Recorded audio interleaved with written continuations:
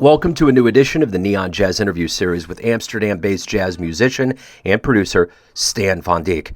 He reached out to the program about his new 2022 CD Caustics, released on the Heliopolis Recordings. It's a mix of jazz, electronic music, and hip-hop. He's got a great story. Enjoy. Hey man, nice to meet you. Likewise. Thanks for reaching out to the show. I appreciate it.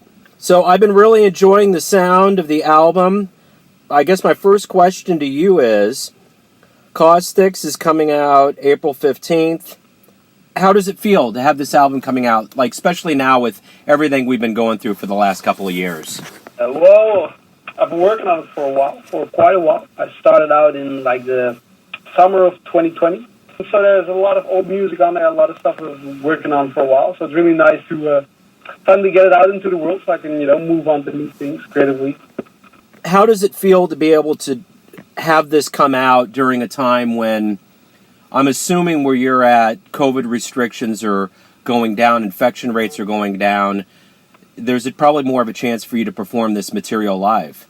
Well, actually, when I was making this album, I was really starting to dig more into different kinds of live performances. So one thing I was hoping to do was maybe a live performance of the album, but it was really hard to get a good group together of musicians who are, musically on the same page. So for now, it's just me playing DJ sets, playing live sets, of the music on the album, maybe changing it up a little.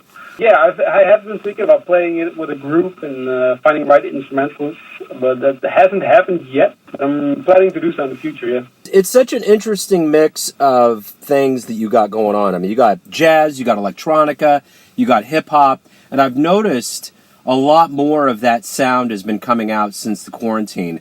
Was any of this inspired by being around the music for a while, doing things differently, or has this always been a part of who you are?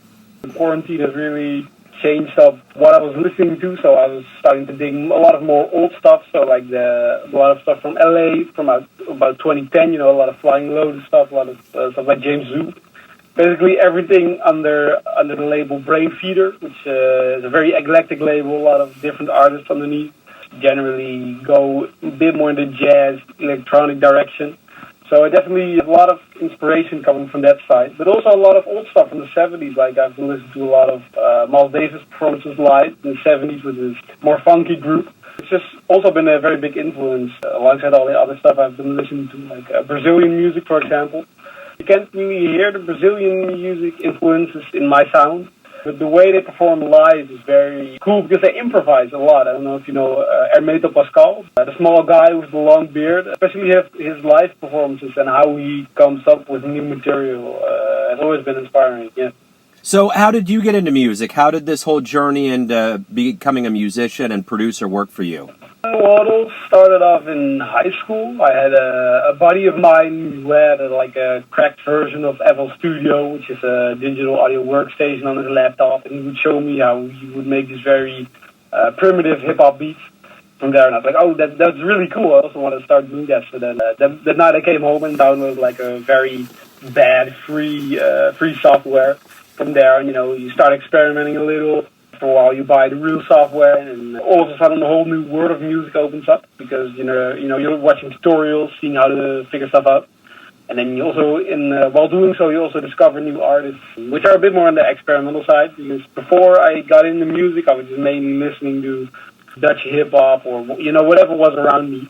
Whenever you get more and more into the production itself, you get introduced to new artists because, they got this really cool chord progression going on, or the way they recorded this is really cool. You're like, oh, cool, now listen to their music, and from there on, you go on, and it's just a network which grows of artists, and they are inspired by them, and then you can listen to them, and from there on, you can get pretty far.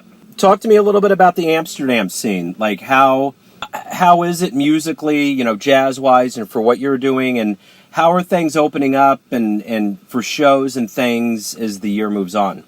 Well, things are opening up a bit more. Just the Supersonic Jazz Festival was a couple of months ago, which is run by KC, known as a DJ. But he also programs for the Paradiso, which is a big music venue here in Amsterdam.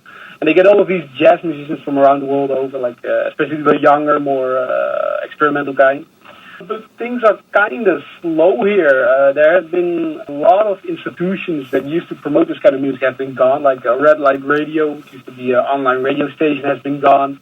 There are some record stores which used to promote this artists are also kind of moving away. There's also a new emerging scene with with me, for example, and the label I'm releasing under was founded by a buddy of mine, and he has really been digging into new people from around here who are starting to develop new sounds. So it's emerging, it's coming. What do you like the best about what you do as a musician and producer? What is it that motivates you every day to make music and do what you do? It's a big question. I really like listening to a lot of other people's music, and that's one of the main things for me. There's nothing which gives me as much inspiration or new ideas as listening to actually new music. So that's something I'm trying to do more and more routinely, because sometimes you get really stuck inside of an album. You just be listening to that single album for like a week. But it gets boring after a while, so I really try forcing myself to listen to new kind of music, which also then informs my music, because it's always hard to, as a musician, it's hard to really realize how much you're influenced by what you listen to. So switching up what you listen to really reflects back in your own music. So that's one of the main things. I'm playing piano. I picked up piano about 2.5 years ago, and that really, really helped me to, get my ideas out. Because in the beginning it was just me and my laptop. But when you really get into theory and you get into knowledge, it really changes up the way you make music and how you look at making music. So let's say you come to Kansas City and you're going to play a live show. I want you right now to explain what a live show experience would be like. Kind of sell yourself to the Kansas City market to convince somebody to come see you live. What would it be like? Why should they come see you? Because you won't know what to expect. If I were to perform live in Kansas, I would have a big group with me for at least 5 other people besides me. And I would have a set list going, but the set list would be very dynamic. So I would have certain structures we would just jam over for about 10 minutes. I would have a very long intro, a very long outro, which has a lot of space for improvisation. And mainly hearing new things which they haven't heard before, because I'm not really up with the scene in Kansas, but I don't know if there are a lot of people around there like me making these kinds of sounds. But that would be the main thing, hearing something unexpected. Hey man, Stamp, thank you for taking some time out for Neon Jazz. Thank you for reaching out. I really do. As much as this is a jazz show and I love jazz, I really am into the whole electronic mincing of worlds and pushing that envelope. So thank you for reaching out. Thanks for your time. Good luck with the album and as we move on. No problem. Thanks for having me. Thanks for listening and tuning in to another Neon Jazz interview. We give you a bit of insight into the finest players and producers in Amsterdam, Kansas City, and spots all over the globe, giving fans all that jazz. And thanks to Stan for his time, music, and story. If you want to hear more interviews, go to Famous Interviews with Joe Domino in the iTunes Store. Visit neonjazz at youtube.com, and for everything Neon Jazz all the time, go to the neonjazz.blogspot.com. And for everything Joe Domino related, go to joedomino.com, and if you feel like it, you can donate a few bucks to the Neon Jazz cause. Until next time, enjoy the jazz, my friends.